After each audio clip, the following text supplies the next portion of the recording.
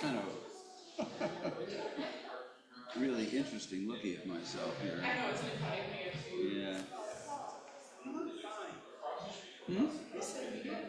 Good.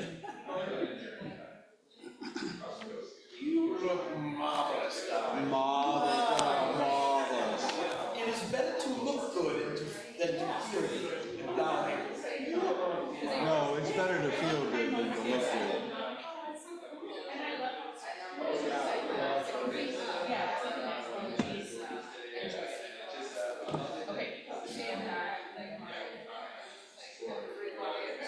Breakout rooms closing in 10 seconds. Where is Joshi? He's joining online. Where is he?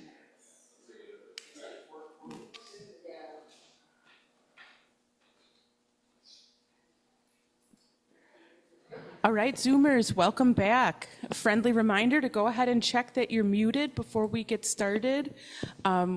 Love your comments and questions, so feel free to unmute as you need and remute again as you interact with us this morning. Thank you for being here. It's with great pleasure that I get to introduce Mark Shishin Gelula. I saw that you have Sokugan Gelula. All right, I'll talk about that. Yeah, you can talk about that. I'm just doing the introductions. With great pleasure, I get to introduce Mark Shishin Gelula.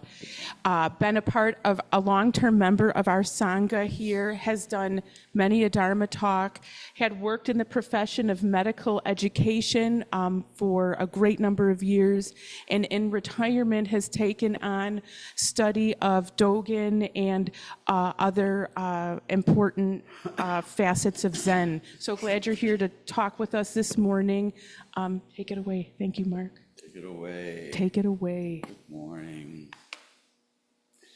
Could we have a little close? Yeah. I feel like my head is about this big. I have a small head anyway. That's great. Good morning, everybody. Nice to see all you guys online. Some, I won't use the word old friends, some good friends. Some of us are older. Yes, I've been around a long time. I've been around the sun over 81 times. It's a great thing. I'm embracing my getting older. Something that took me a little while to do. That's not what I'm talking about today, though. However, just a quick aside, I think Lion's Roar, is it, Pat? Has a great series on getting older. For those of us who are getting older, meaning if you're over like 65, 70, it's really worth reading. And if you're not, it's worth reading anyway. Yes, right. It's you can't read it. Yeah, and if you are, you might not be able to read it. Anyway, it is good to be here always. This place I hold deeply in my heart. Okay, and I want to give one of our Sangha members is not doing well, and I'm sending him love right now. And I want to give a shout out to Jumai for her talk last week, which I had to miss. Pat and I had to miss because we couldn't get out the door because of the 50,000 people running right by us. They shut down our street from 4 a.m. till, I don't know, 1 or 2 p.m. Anyway, but it was cool to watch. Okay, so you'll notice that I didn't have a title for my talk today. And that's because I wanted to do something. Tell me what your theme for the Ango is again. I'm sorry, I couldn't. What is? Commitment is our compass. Commitment is our compass. And I wanted to do something that tied in with that theme. I couldn't remember the exact words. Excuse me. So I thought I would, at first I was going to talk about the 4 vows, because they are vows and I make commitments to them every day. Pat and I chant them every morning after we sit in meditation. Um, and, you know, as one thing leads to another, I started thinking about why, if I vowed like I have, why do I still struggle with being compassionate? Why am I not 100% compassionate? You know, I mean, I ought to be, right? I really work at it, right? Some of you, I shouldn't say right, you don't know, but I do work at it. And some of you really work at it, but I'm not always compassionate. And I have the heart of, I think I have the heart of Avalokiteshvara right here in me, but still. So that was kind of troubling for me, really. I thought about that quite a bit. And it's also good because I kind of suffer and in that, and as a result of that, I work at it some more. I say, okay, well, if I'm not compassionate all the time, what can I do to become more compassionate?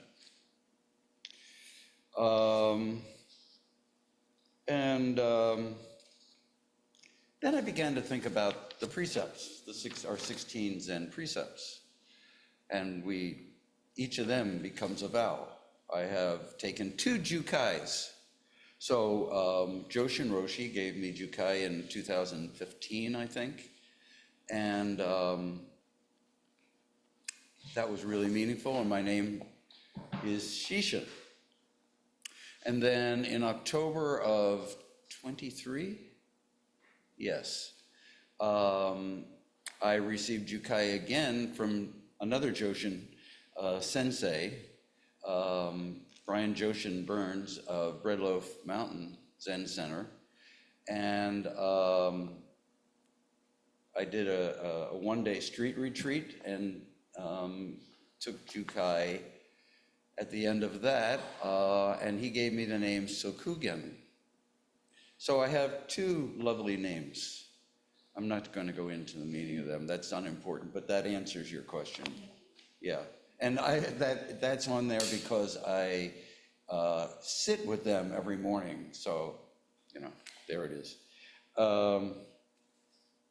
So I started thinking about the precepts, and I thought about the 3 pure precepts particularly. I vow to not kill, or as some of them say, I vow to do no harm. I vow to do good, and I vow to do good for others, or I vow to cultivate the awakened mind for the sake of all beings. That's the Zen preceptors, Zen peacemakers version. And when I read those to you right now, it kind of makes me shiver a little bit, really. They're really meaningful for me, these 3 vows. But they're enormously impossible, just like the 4 vows. I mean, you know, how can I not kill? Every time I take a step, I'm killing millions of microorganisms, right? And how can I achieve doing good, always doing good? How can I assuredly do good for others? How can I how can I cultivate an awakened mind for the sake of all beings, all beings? And actually, Dogen goes further than that. Dogen talks about all beings, and he says, tiles, walls, pebbles, earth, meaning the entire earth, everything sentient and insentient, all has a depth, a worthwhileness. So I actually, besides reading these, talking to you about these now, I actually think about them a lot. And I wonder who behaves this way. Can I really behave this way? And it's funny, I was rereading Norman Fisher's book, The World Could Not Be Otherwise, which is it's a wonderful book. Can you all see that? Thumbs up if you can see it, somebody? Yeah, thank you. This is a wonderful book. I urge all of you to get it from the library or read it, buy it, whatever. It's a book about the Bodhisattva path and the paramitas. And he introduces us to the profound wisdom of a Tibetan teacher, Tokme Zongpo, and his 37 practices of a bodhisattva. And the most accessible translation is the one that Norman Fisher references in this book, The World Could Be Otherwise. And I thought I might share something about, I got the book, I'll show you the book in a minute. I started to read them, these 37 practices. I'm going to talk about 4 of those verses today and what they mean to me and my practice. These 4 verses on the practices of a bodhisattva. So let me share, oops, wrong one. Let me share screen. Are you seeing it? Yeah. That is not Tokme Zongpo. That is a picture that I took in Thailand. This tree is very famous. It has grown up around this Buddha statue, and only the head is visible now. It's really quite amazing. So purportedly, this is Tokme Zongpo.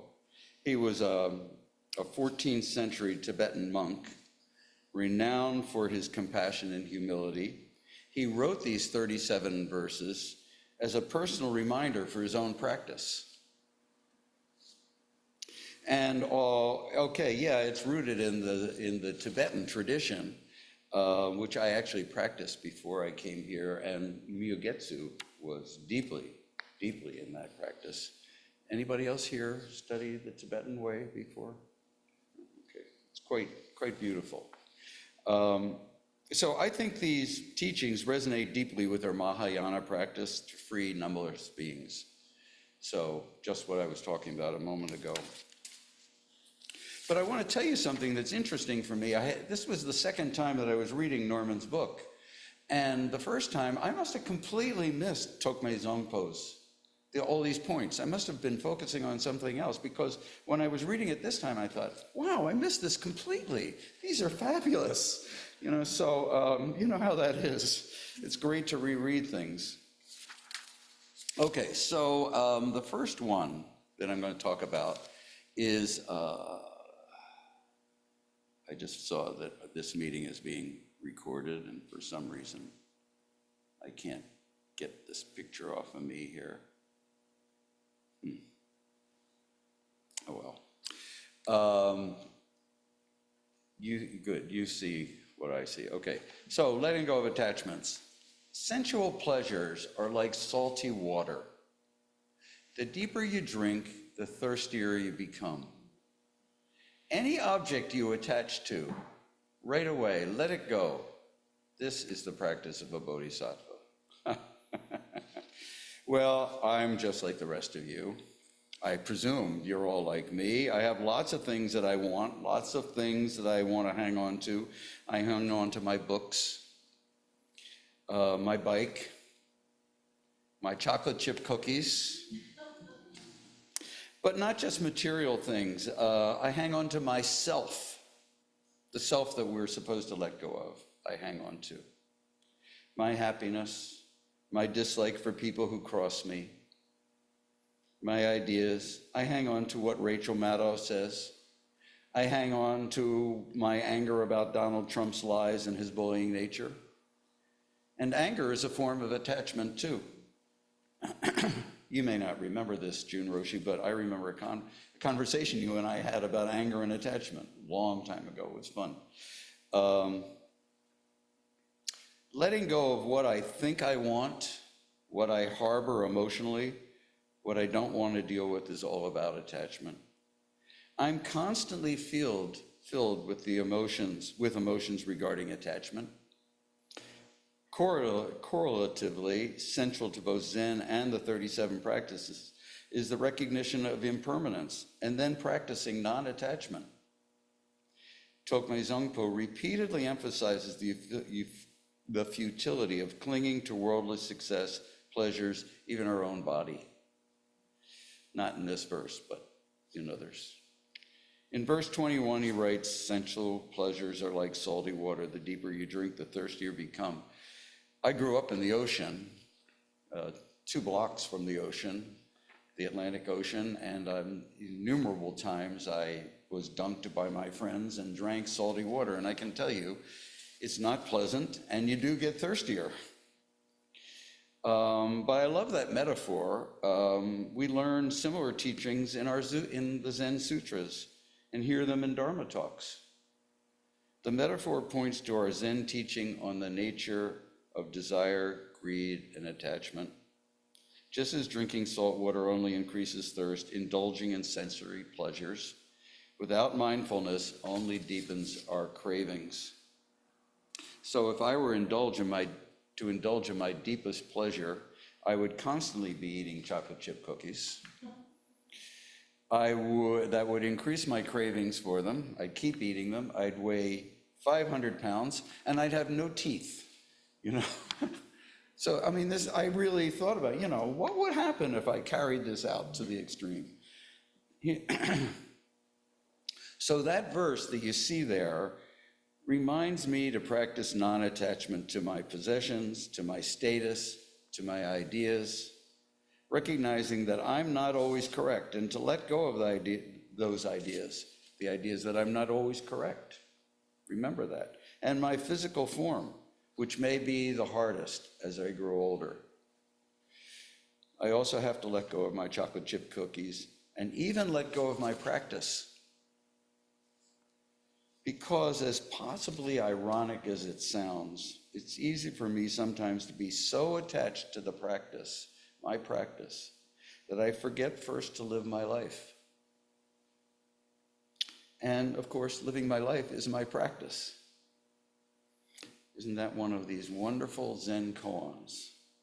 Letting go of our lives, letting go of our practice so we can live our life, and then living our life is our practice.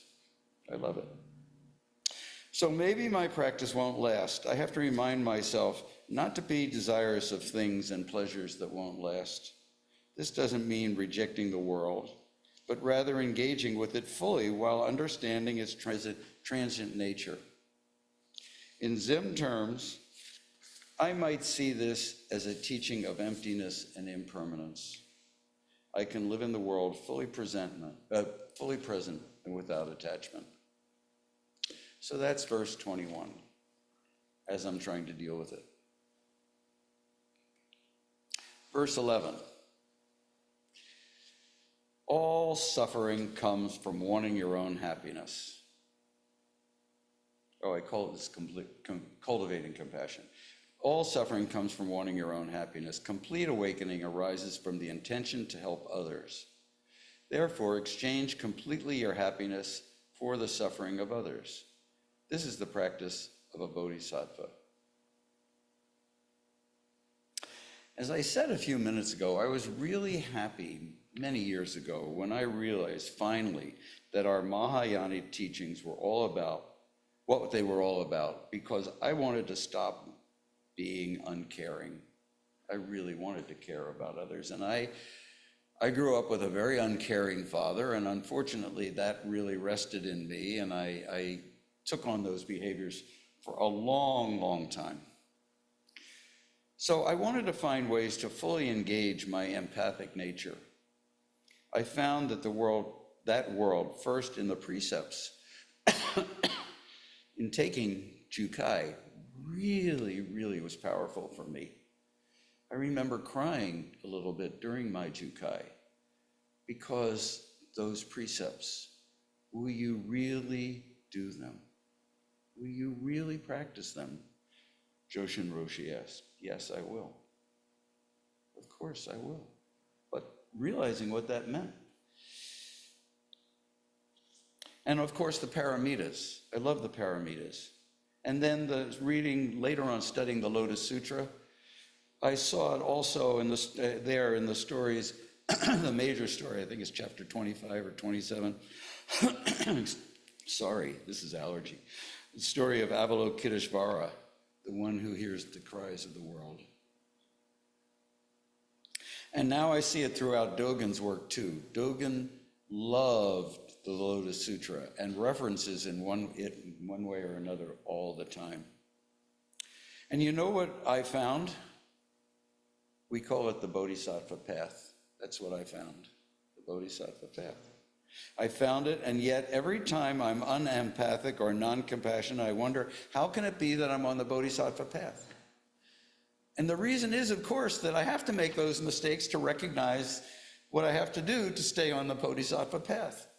And I think Tokpe Zongpa is reminding me of this too. The Bodhisattva path is fundamentally one of compassion. And these 37 practices offer methods for cultivating this quality. And one way I remind myself to use the process is called taking and sending, or Tonglen. A number of years ago, I gave a talk here about Tonglen practice, and we studied, I think, Norman's book on Tonglen a few years ago too. Was that in a book club, or was that part of okay. I remember doing it, but I can't, yeah. And Tonglen is one of the 52 teachings in the, help me, somebody, the Lojong practice. Thank you. So you all know what Tonglen is? Here, I'm showing you. In Tonglen, we send and receive. We send our love and compassion, and we take in the suffering of another. When we do this, we reverse our hardened selves, our shut down selves. When I first learned it from Joan Halifax, Pat and I were at a workshop there. Or no, we were at the death and dying course, and she was teaching this. And she said, you sit there and you break through the armor that's surrounding your heart. I love that. Break through the armor that's surrounding your heart, our hardened hearts. And we send the natural love, our Buddha nature, to the other person. So the person that I mentioned who's ill in our Sangha. When Joshin told me this morning, I immediately stood there and breathed that person's pain and suffering in, their illness into myself, and I sent out as much love as I could to him in that moment. And that's what you do in Tonglen. In Tonglen practice, instead of running from pain and discomfort, we acknowledge them and own them fully, those discomforts. Instead of dwelling on our own problems, we put ourselves in other people's shoes and appreciate our shared humanity. Then the barriers start to dissolve, our hearts and minds begin to open. That was by Pema Chodron, who's written a lovely little book on Tonglen, tiny little book. So I think personally that to practice Tonglen, you have to have a sitting practice. You have to know, I apologize for this.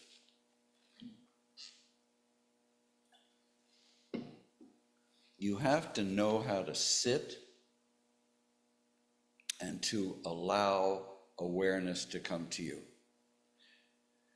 And then, in other words, I think it's really impossible actually to enter into the practice, the true practice of Tonglen. I just can't see how it's possible. Tonglen is a practice for getting in touch, I think, with the essence of our humanity, our Buddha nature. It's one of loving kindness and compassion, and that's why I shouted out to Junmai earlier, because she talked about the Brahma Viharas. It's just a wonderful practice.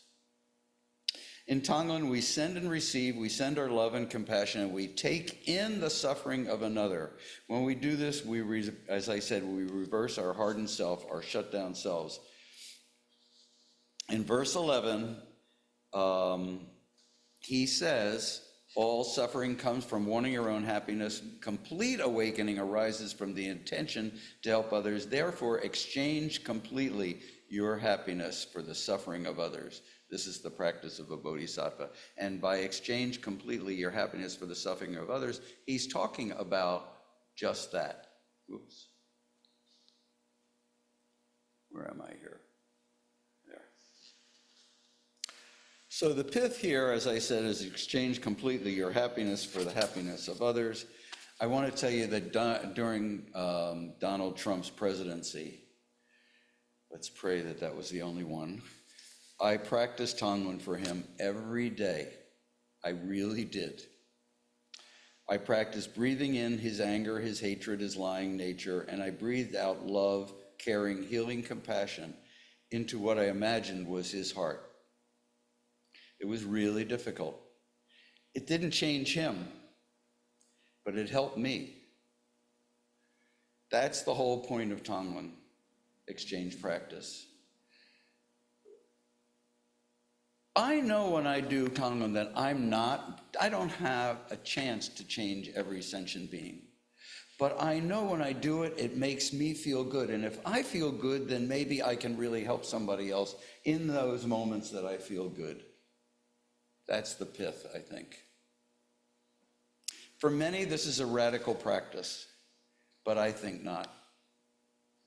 It simply invites me to take in the suffering of others and send out my happiness. For me, it's a direct challenge to my egocentric tendencies, and they're large. Do you have them too? And I'll bet we all do, actually. And a powerful method for developing, you're making me laugh, Ken. Thank you. It's a wonderful thing to make people laugh. And a wonderful method for developing boundless compassion. What's so radical about that, huh? While this concept might seem foreign to Zen practitioners, it really is recognizing our deep interconnectedness with all beings, our oneness. It's another way of realizing non-dual nature, the reality that Zen points to. As Ken MacLeod, and Ken MacLeod is the author of this wonderful book on Tokmei Zenpo's 37 Practices of a Bodhisattva. Ken MacLeod's book is called Reflection on Silver River. It's just a wonderful little book. He, in each chapter, it's hard to see. I don't expect you to see this. He has the verse, and then in a very modern way, he writes about that verse and what we might do. For example, in verse 11, right away, he says, forget about being happy. Put it right out of your mind. I love how he writes. He says, at the end, does this practice lead to happiness? Not at all, but it does help you to understand the suffering and struggles of others. I love it. He's real. He's really real. So, at any rate, another book for your growing bookshelves.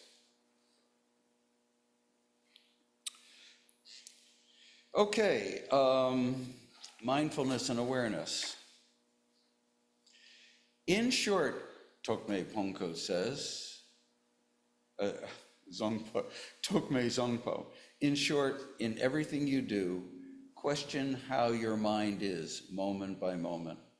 By being constantly present and aware, you bring about what helps others. This is the practice of a bodhisattva.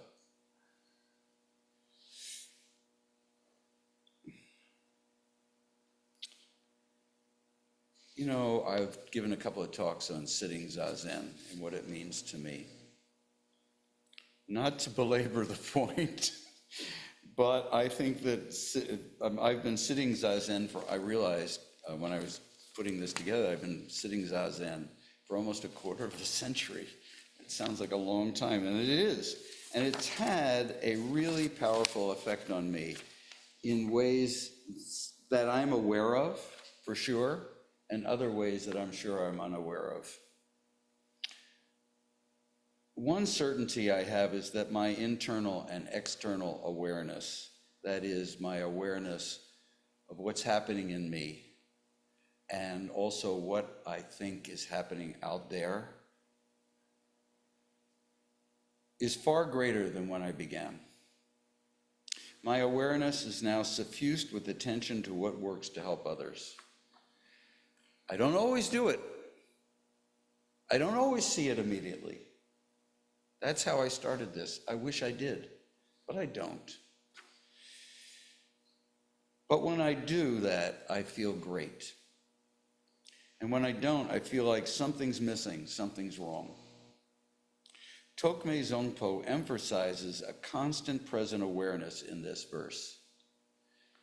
In short, in everything you do, question how your mind is moment by moment.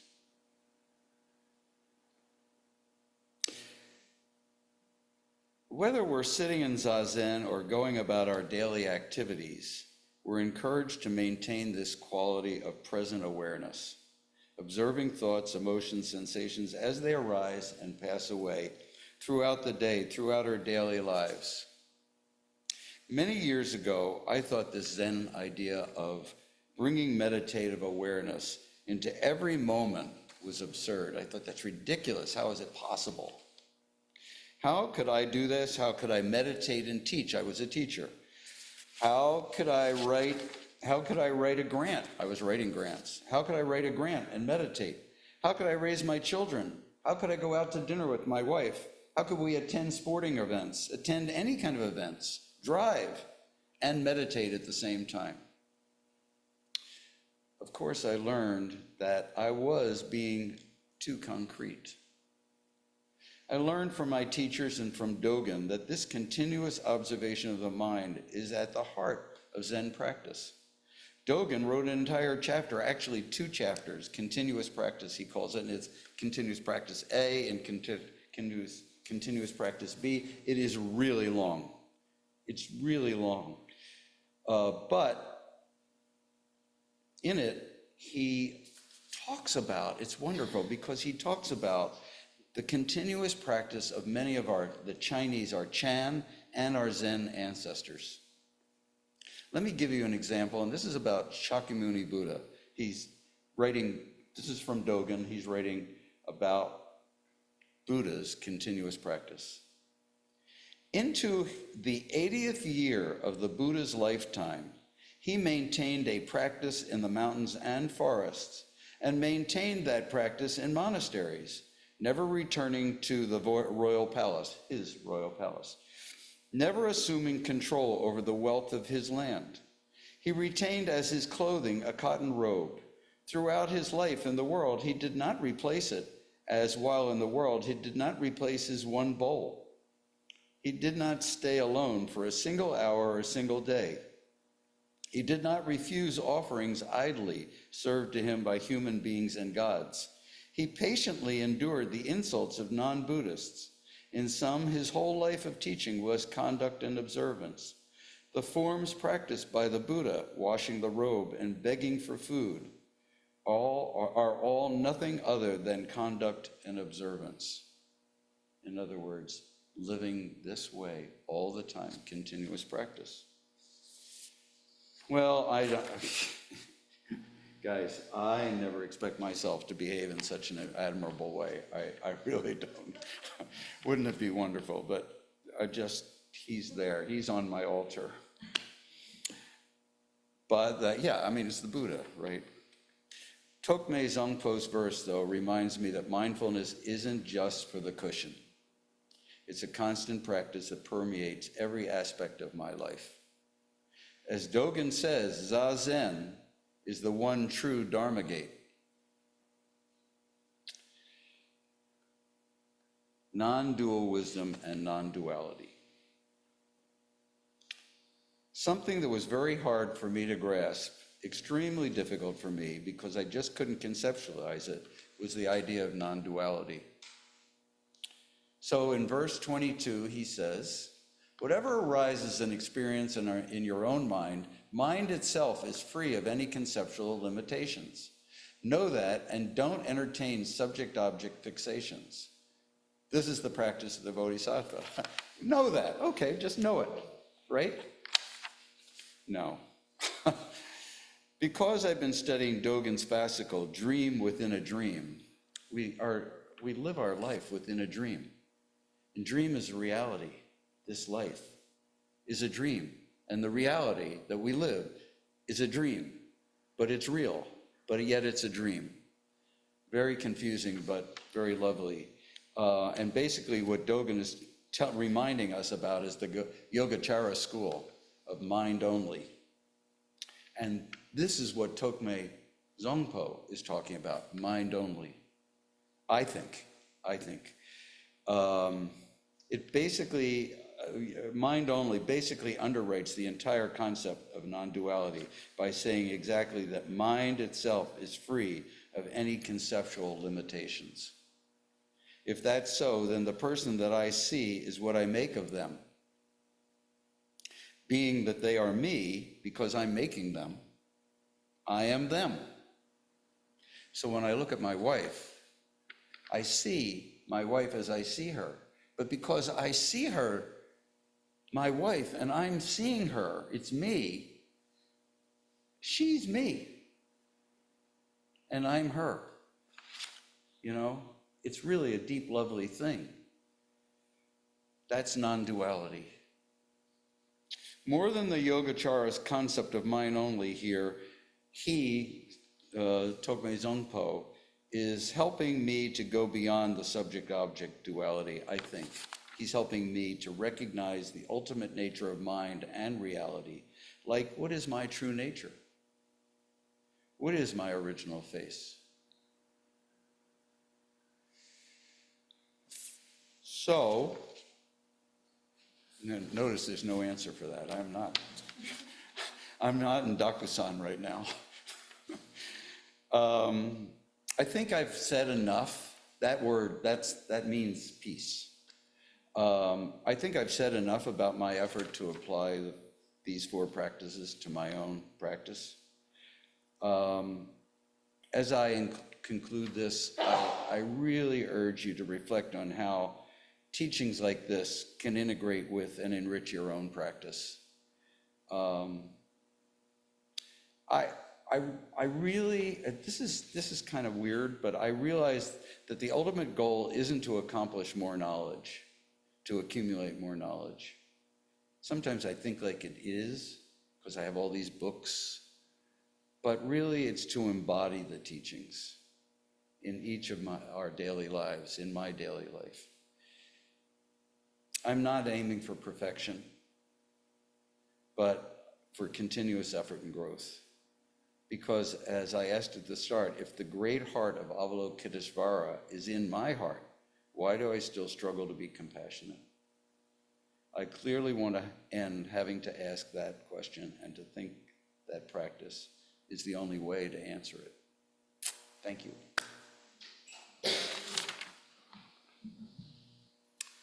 I have the microphone here in the room for anyone who'd like to comment or question, and those of you online, feel free just to unmute. Here's Daigu. Shishin, thank you. I have sat through several of your Dharma talks now, and each time I feel a little more comfortable with the depth and the substance that you bring. So thank you. But one piece that struck me that I'm going through with my practice right now is the process versus the destination. And the line that you wrote that said, it's the intention to relieve the suffering of all sentient beings, or paraphrased, kind of reminds me of the US Constitution. We are guaranteed, life, liberty, and not happiness, but the pursuit of happiness. It's the process that brings the change. And that's really hard for me as somebody who thought that knowledge was like money. The more of it you collect, and in fact, I'm having to unlearn a lot of what I was taught my entire life. So thank you for your perspective on this. Thank you, Ken. Lovely words. Thank you. Over here, Jackie. Zen name? Daigu. My Zen name is Daigu, which means Daigu. the great fool. No comment. No comment. I'm proud of it. Doesn't it mean great foolishness? Fool and foolishness. Yeah. Meaning you're not a fool. Yeah, foolish. Meaning no. You guys can carry this out all. Thank you. Thank you. What's your name? Jackie. Jackie. Thank you so much. This idea of taking in other people's pain and then, so how do you, is that literal? Like, how do you do that without actually hurting yourself? And then you said something about it, the goal is not happiness. So I'm trying to make sense of all that. So, she may say more here. Yeah, sure. Yeah. No, hang on for a second. It is a really difficult practice. Tonglen. And I can only talk now from, I really wish Miyagetsu was here. She's got a really deep Tonglen practice. I can only tell you how I practice it and how I learned it from Roshi Joan. The imagination is a wonderful thing. So you need to imagine your heart. And you need to imagine not your beating heart, but you need to imagine your bodhisattva heart, your caring heart, your loving heart. Do you have children? Mm-mm. You have a mother Yes. that you love? Yes. Imagine that heart that you give to your mother. Okay? Now that heart, unfortunately, is surrounded very often by armor. You've stealth yourself, we talk about stealing ourselves away. You've covered it at times. When you see somebody you don't like, immediately your heart is. So we breathe in the suffering of another person. We feel you know how you can feel the suffering of someone. So you breathe that in, literally, you do breathe physically. That's why I said you need to have a sitting practice. You breathe that in and you imagine now breaking that armor, just cracking it, and breaking it down. I literally see that, and it crashes away. And then what's revealed? Your bodhisattva heart, your true nature. Okay, and then that you give again to the person. You breathe out that heart, and then you breathe in, and now it's already broken. Okay? Your heart is broken open. So now it's been more than one time that I've cried doing it. Not often, but more than one, for sure. I think I've seen Roshi Joan Halifax cry when she's teaching it. Yeah. Does that help you? Yes, thank you. That's very helpful. I guess it's hard to think about taking in the suffering part of it is what's hard. It is hard. Yeah. But I want to say something to you. Stop thinking about it and just do it. Okay. Our heads get in the way. Thank you.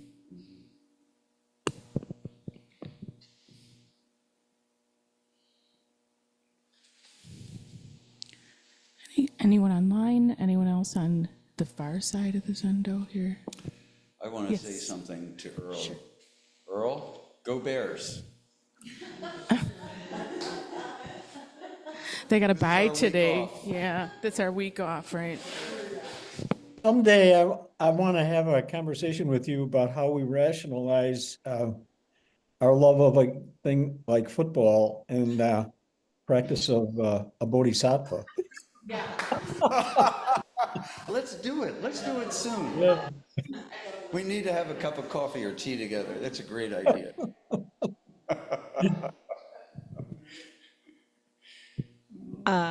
Thank you, Mark. That was wonderful. And thank you for reminding me about that book. I think I missed this You read totally the book too. and you missed it too? Yeah, I mean, I remember reading the book and thinking it was great, but I don't remember these verses in it. So I'm going to go pull it back out. And I love Norman Fisher and the way he writes.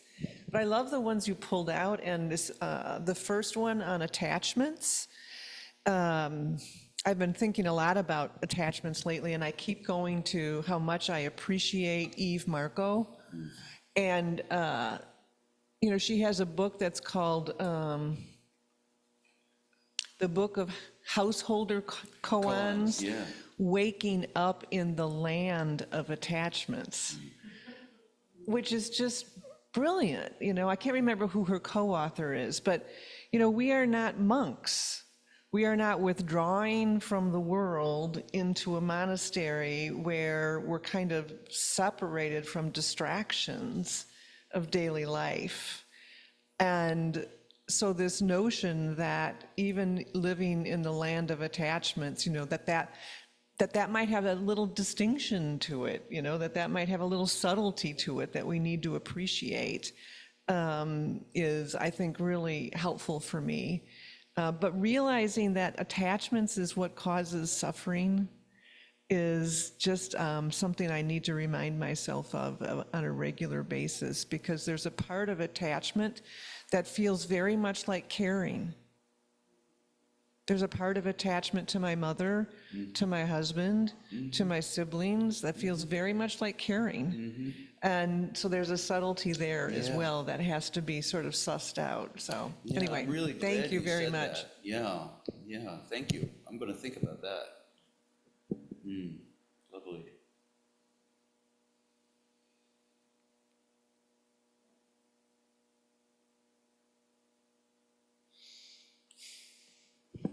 We just have maybe a minute or two left here, a few minutes left before our kinship up. Another comment over here. I'd like to Lots follow to up on, think about this morning. Thank you so much. Thank you, Robin. okay, I would like to follow up about what you were talking about, because my experience, Excuse me. Could I'm my sorry. hearing, could you speak Okay, a little louder? of course. My experience with the broken heart, I have a lot of experience with that, with taking in suffering because of my work that I've done. And I guess the question is, I've had to learn to set some boundaries, which it sounds like you're asking to let go of boundaries and just deal with the broken heart. But then it's hard to take the compassionate action, or it's hard to, so it's a conundrum for me. And I guess that's what I'm asking about. Is this something you do just when you're sitting, but if you're out in the world actively working in the area where you have that compassion and your heart is broken, then how do you balance? So I want to, you're talking about your heart being broken. I'm talking about breaking open your heart. This is a practice that we do, Yeah, okay. okay? I think your point is a good one, though, in another way. When I'm out, we had a gentleman in here earlier this morning who appears to be somewhat homeless. He's stricken in some ways. I really feel badly. I am not broken. I am brokenhearted about how our country allows this. I am not brokenhearted about him. However, I broke open my heart and gave some Tongan, tried to engage in some Tongan engage some Tongan with him, as I was sitting this morning. Okay, all right. Does that help? But Yeah. the point about boundaries is really important. We cannot let everything in without understanding that this isn't an actual physical thing. Okay, this is a practice.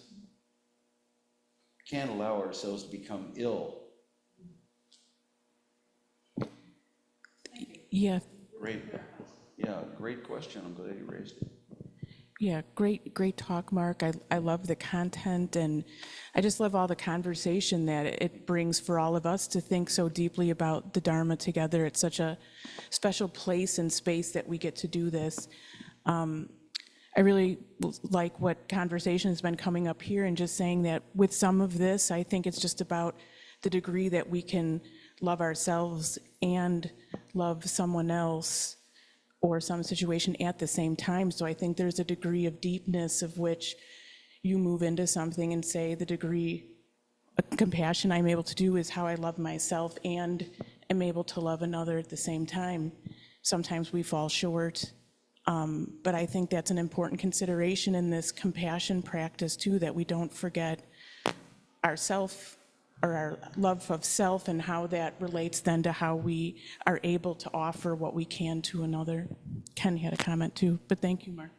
No, I was just going to say it in sort of in response, and I'm not an expert in it, but Joshin Roshi talks about the grace process. It starts with gathering your intention, but also setting boundaries and knowing that you're not a bottomless pit and you can go on empty. And then you can't fulfill your vows. So it is a balancing act. I'll look up the grace and find it for you. It's gather your attention, recall your intention. Attune, thank you, attune to yourself. Attune to yourself. And others, then others. Consider what will serve, and then engage, and then appropriately exit. You're welcome. Thanks for that. Yeah, Roshi, June, and then Martina. Thank you again, Mark, for your wonderful talks. It's always, I just love your easeful manner that you speak, about your experience, which is really wonderful. I think Tonglen is also the practice of opening to things that are difficult. And I think that's a hard practice, but such an important practice. And of course, taking care of ourselves, but also trying not to run away from those difficult experiences. So that's good. It's building something when you do that, courage, fearlessness, and that's important. So thank you. Thank you. Hi, thank you. Thank you very much for your talk. It was really deep. I can feel it. And at first, with that practice that we were talking about of taking in the suffering and then bringing out acceptance, love, at first it sounds really scary. So I can share what was already said, but I was wondering, then I developed that curiosity. When you do that practice, then on that day or maybe in that week, do you see yourself being more open, understanding other people in the world, like not using your judgments or being generally more open? Or do you feel yourself more closed because you have already took in so much? What is your experience afterwards? Sometimes both, honestly. Sometimes I get closed down. Pat and I talk about this all the time. Sometimes I need to because I've opened up too much. Pat and I talk about that too, not quite in those words, but she says to me, you can't do everything, Yeah.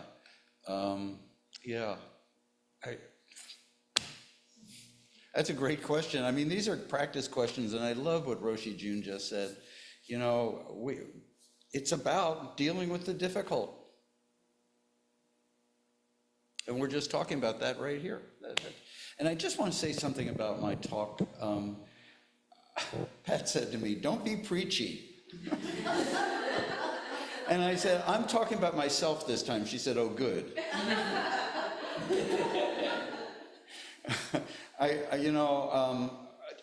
Somebody said about talking about yourself. Who was it? Your own experience. Yeah, no, somebody said something, maybe you did.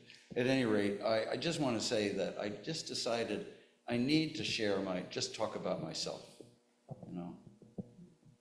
I'm going to try to do that in my future talks. Okay. Thank you for that. Thank you, everyone, for being here this morning. Those of you in person, please join us. June Roshi made a beautiful apple crisp. We have some snacks here. Ooh, those of you online, thank you so much for being here from afar. We miss you, love you. Have a beautiful Sunday. Thank you. Thank you. It's funny, I think of it now, I don't know if you've ever skied. No, I cross country, but I can't downhill. But downhill skiing is, you're at the top of a mountain, and everything that you're afraid of is in the direction you're going. Okay? Falling, downhill, gravity, rocks, trees, right?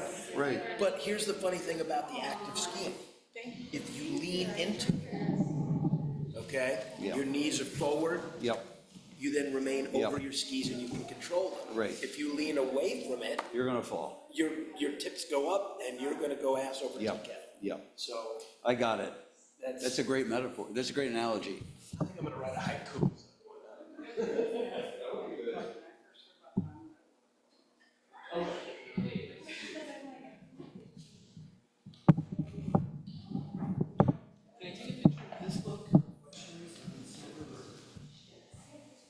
This is a good time for us to talk right now. So I have a Substack page which has not evolved yet. I've only posted twice because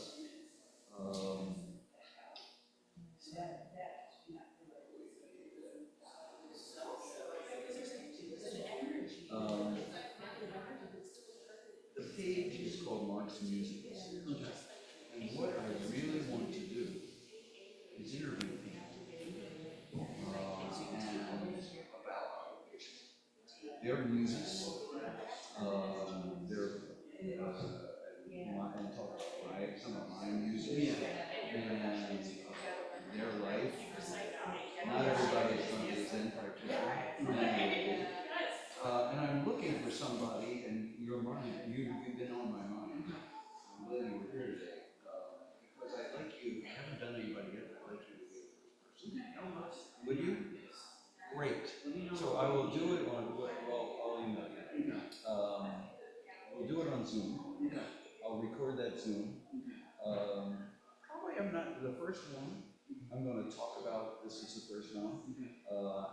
Knowing you, you're so comfortable with social media that I'm not worried if we make some mistakes, and I'll talk about that.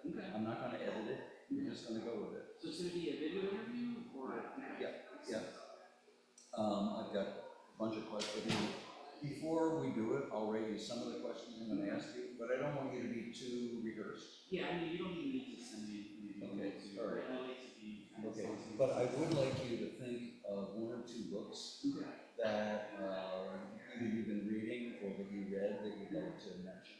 And is it about Zen practice or is it just about Anything. It can be a book about, like, one of the books that I'm reading right now is, I can't think of it, it's Rick Warman's book on creativity. You know that book? the creative act? The Creative Act, exactly. It's a great book. Yeah. So it could be that, whatever. Yeah, I'd be honored to. Yeah, this is a lovely book. I know, I like the cover too. Yeah, I do too. So when When I will, I'll rate you this week.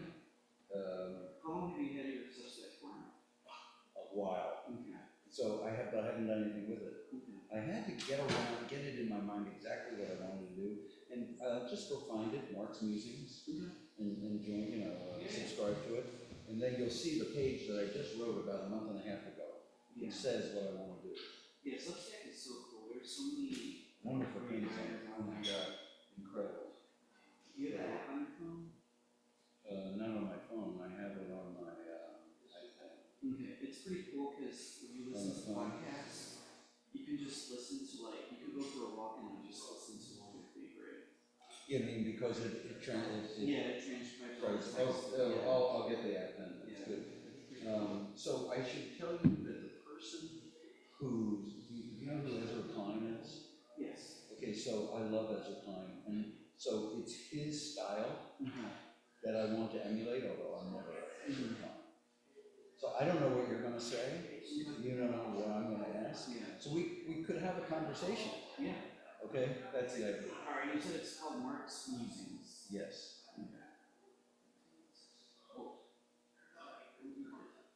Wonderful.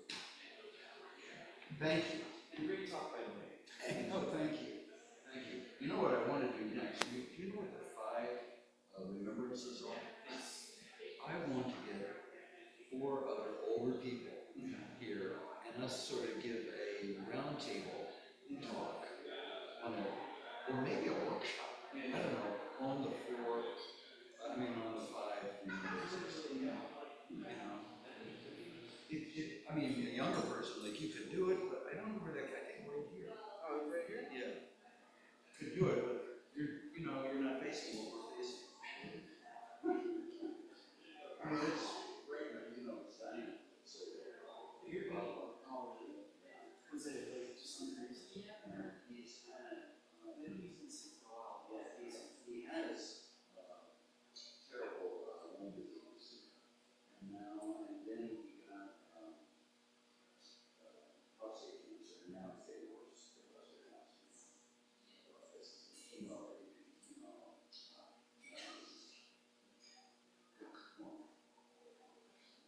I'm gonna just put this here where I don't forget it. By the way, yeah, point. No, I'm doing a Dharma talk. Oh, you are? Yeah, in December. But it's what's the part? And I was really struggling with exactly what you said. Because at first I had college professor Williams, we were working on Shakespeare's Justice. Then there, I'm now reading Erasmus's. Oh my God, you're raising the problem. And I'm like, no. Get into yourself. I'm going to get over my. Yeah.